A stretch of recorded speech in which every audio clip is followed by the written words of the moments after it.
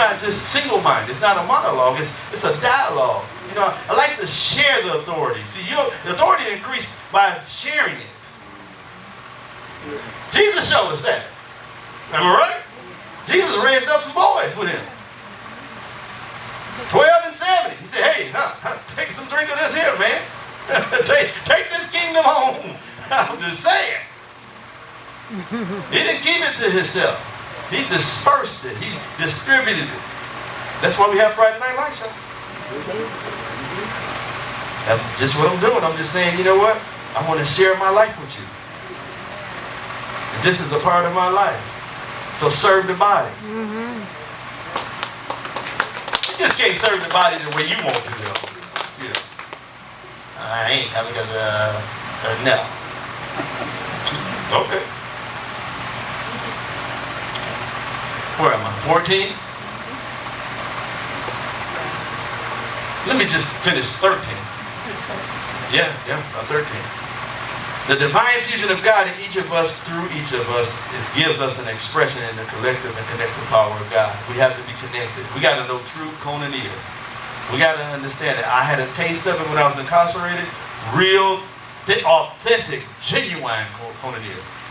I mean, we were given soups and crackers and when you start sharing food, that's you going a whole other notch. Come on now. You start giving up food, that just does something. That's an osmosis, just blow your mind. But I mean, we would just, you know, we had Fridays, we had what they call like a potluck. Everybody just brought macaroni, fish steaks, and I was eating stuff I never ate before, but it was tasting good because it was community. I didn't know how messed up community was when I got out here. Amen. And found out all the stuff that happens, all the dysfunction, how folks can't. I hear all the time, I just can't connect. No. You just don't want to connect. You don't know I was raised a certain way. Be raised another way. That ain't an excuse, y'all. I had no sisters. Who cares? I'm the only one in the family. We know. We can see it. Self is self. We know there's some birth order things that go on. But you've been born again? 14. I believe that we must reflect the greater grace that's been committed to our stewardship. That we must submit to the originator and the originator and the author, which is the originator of our faith. I believe as a people, we must come to the end of ourselves and respect the design. There's a design that's been in the earth, and that design is fellowship between one another. I believe that there's a DNA in us that we're looking to belong. I don't care what you say. I've always been in the room by myself. That's a dysfunction. To live unto yourself is a dysfunction. So I say, I don't know how folks do it. You hear me say it all the time. I put a plug in. I don't know how people just don't talk to nobody. I love my wife. I talk to her, but I still need somebody else. Just me and her. Oh, really? How twisted that's gonna be.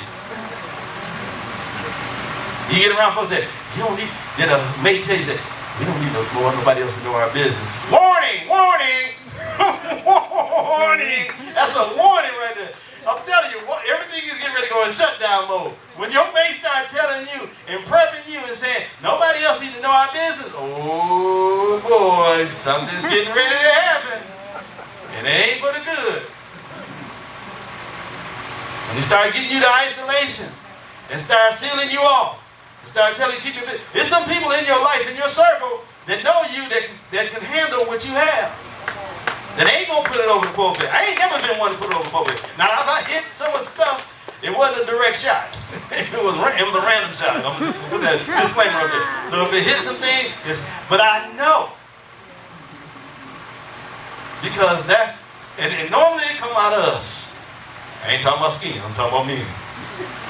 Most men were trying to tell everybody, don't be telling nobody my stuff, like it's that valuable. You know why? Because you're a clown and you don't want nobody to see how bad you are. That's what you're trying to do. You're trying to save face because you don't want nobody to see you in the true light. That's what you're trying. You're trying to salvage yourself, your dignity. What you got to lose? You got nothing to lose. I do get a little leery and probably say I'm going to call Apostle Buford though. She know how to put me in line, boy. She ain't got to get in that car and be like, oh.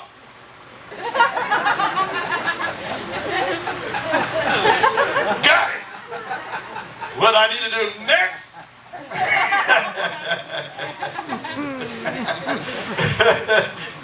Hey, what'd you say?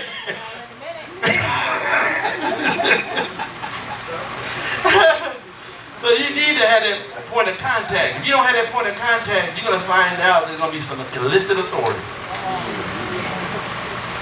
You need to have a reference point. Okay, that went over well. I just got a cold wave when we do this side. I'm being honest. Men need men. Women need women. I thank God for the ones that's in my life, man. They don't cut corners. Man and woman. Dr. Wani. Boy, she'd be like, up, bam. Oh, really? Okay, thank you. Thanks for the warning, or the heads up. Okay, 15.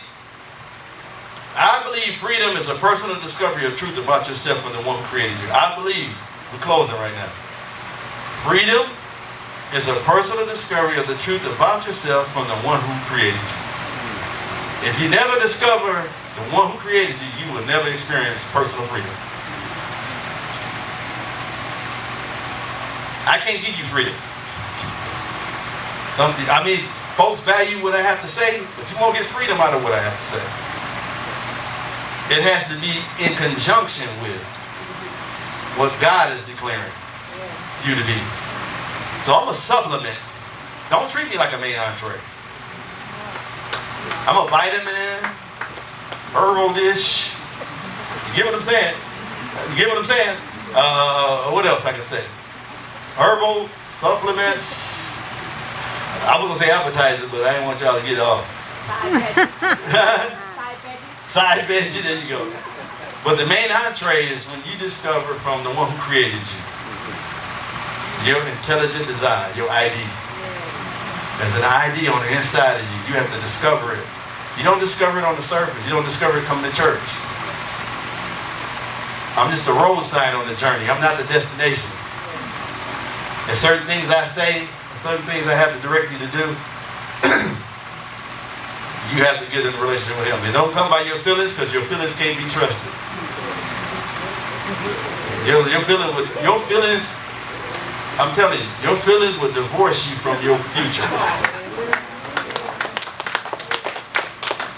Enemy will have you all up in your emotions, trying to figure out what's going on. 16, I believe true leadership sets followers to free. Oh, good. I believe true leadership sets followers free to discover, develop, and deploy themselves to maximize their full potential and purpose. I'm going to say it again. True leadership, this is the last one. True leadership sets followers free. True leadership sets followers free to discover, develop, and deploy themselves to maximize their full potential and purpose. True freedom is a product of truth, not legislation. Any leadership that chooses to build on height and personality or fast is going to bring destruction to your life. So many leaders, true leaders, are going to build on principles first, not height, personalities, or fads, or what's new, the nuances of life. They're going to build on principles. So if you really want to find a true leader, you find a man or woman of principle. And if you connect to the principle that's coming out of their life, you're going to discover the boundaries, the limitations, and the blessing of your assignment in the earth. You should not be connected. Most folks are connected to a house. They belong to a house, but they're not connected to a house or connected to the leadership. God has not, God, I believe it when he said, I will give you shepherds after my own heart. That you will not have to be discouraged or dismayed. If you're struggling, let me read something to you. Some of us ain't read it, but let me just show you something. Jeremiah. This is what our Bible says. It might be 23.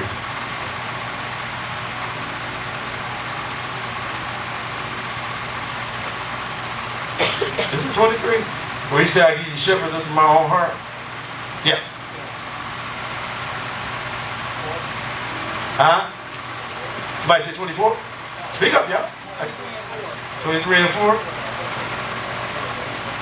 Yeah, there you go. Thanks.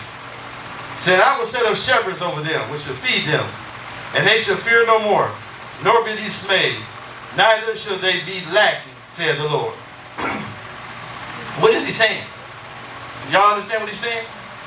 If those qualities or those vices operate in your life, you're not rightly connected to the shepherd.